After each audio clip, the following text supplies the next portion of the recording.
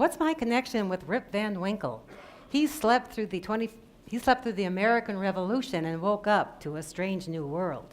So did I, to the 21st century where bad ideas and habitual habits run amok. So many things don't make sense, turn my hair gray, or keep me awake at night. No wonder I'm crabby. I brought you 6 mental caramels to chew on. If you want to discuss them or disagree, you can catch me after the show, or you can tweet. #ColorMeCrabby.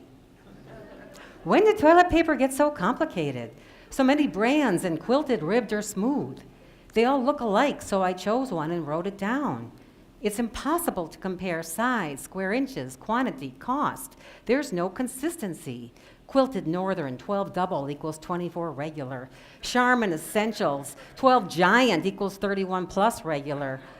165 3-ply sheets or 300 1-ply sheets. Which is the best buy? Color me clueless.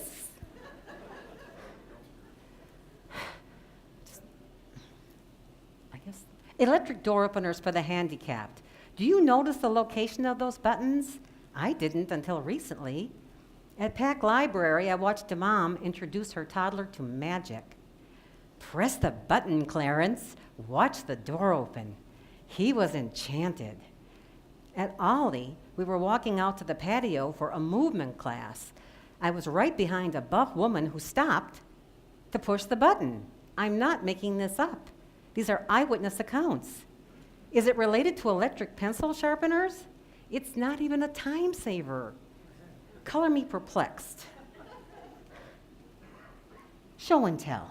How did this cultural icon become an endangered species?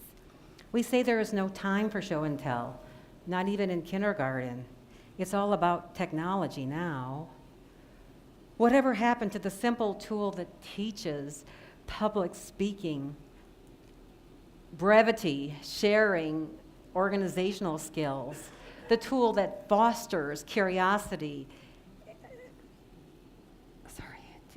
creativity and self-discovery, the tool that builds, bridges, connections, personal pride, self-esteem, self-confidence.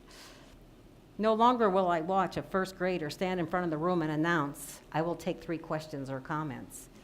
As a volunteer, I bring show and tell to my reading group for enrichment. Real objects capture their attention and expand the lesson.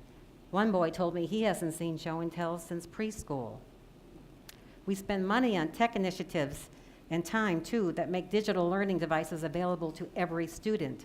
We buy comprehensive technology-based literacy programs that start in pre-K. In the media center, I watch a kindergartner class sit, stare, and tap at their screens 35 minutes without looking up. Oh, they learn in isolation. What do they lose? Color me concerned. Bring back show and tell. Cost, free, value, priceless. Waiting for a few more people. Who does this actually serve?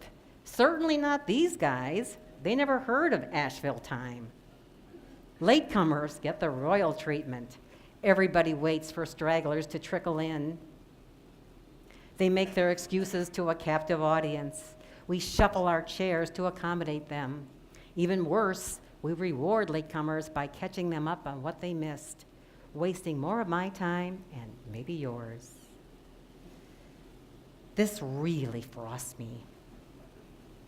Will the tide ever turn? Phrases lingering long past their expiration. I was tasked with. Awkward, clunky, unpleasant. No. Asked, assigned. Good job. Applied to everything. Says less than nothing. Color it specific. Put her down. Who? The baby or the dog? It's okay. It's not. It never is. Call it scary, sad, annoying, unfair. Know what I mean? No, I don't.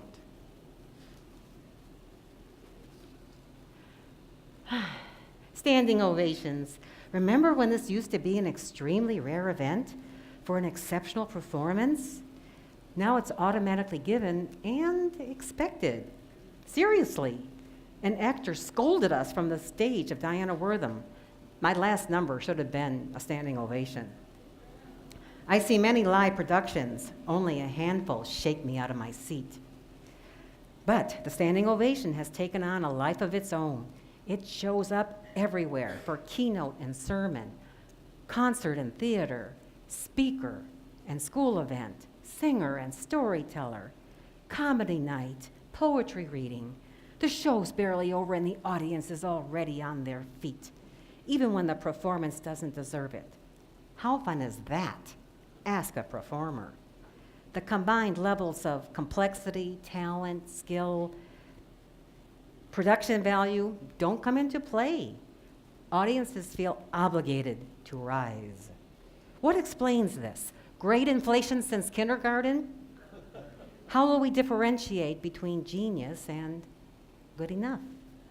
When every performance gets a standing ovation, the gesture becomes meaningless. So I wait for compelling, mesmerizing, show-stopping moments. Until then, the woman in row 3, glued to her seat, that's me. Thank you and good night.